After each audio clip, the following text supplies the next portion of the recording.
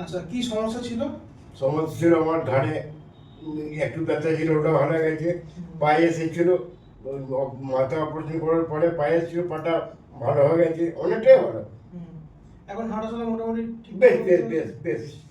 তো ওনার যেটা সমস্যা হয়েছিল, ঘাড়ের একটা সার্ভাইকাল স্লিপ ডিস্ক থেকে ওনার মাইলোপ্যাথি শুরু হয়েছিল পা দুটোতে, তাই না? পা দুটো অবশ হয়ে যাচ্ছিল। হ্যাঁ হ্যাঁ, তো তারপরে ওনার সার্ভাইকালের অপারেশন করা হয়। তারপরেও ওনার কিছু প্রবলেম থেকে যায় মাইলোপ্যাথির ক্ষেত্রে, এবং ওনার সিভিয়ার অস্টিও আর্থারাইটিস গ্রেড 4 হয়ে আছে।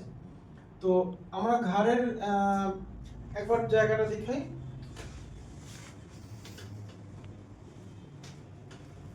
ওনার ঘাড়ের এখানে অপারেট করা হয়েছিল। তো সাধারণত আমাদের যদি এখানে নার্ভ কম্প্রেশন এতটাই থাকে, স্পাইনাল কর্ড কম্প্রেশন থাকে, তখন আমাদের পায়েতে নার্ভের যে কন্ডাকশন সেটা যেতে চায় না, যার জন্য এখানে অপারেট করতে হয়। তো করার পরে তারপরেও প্রবলেম ছিল। আমরা এক্সরেতে দেখতে পাচ্ছি ওনার এটা নিয়ের এক্সরে।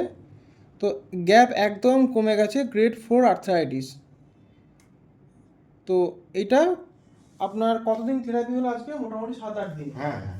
হ্যাঁ, তো 7 থেকে 10 দিন ওনার থেরাপি নেওয়ার পরে এখন উনি যথেষ্ট ভালো।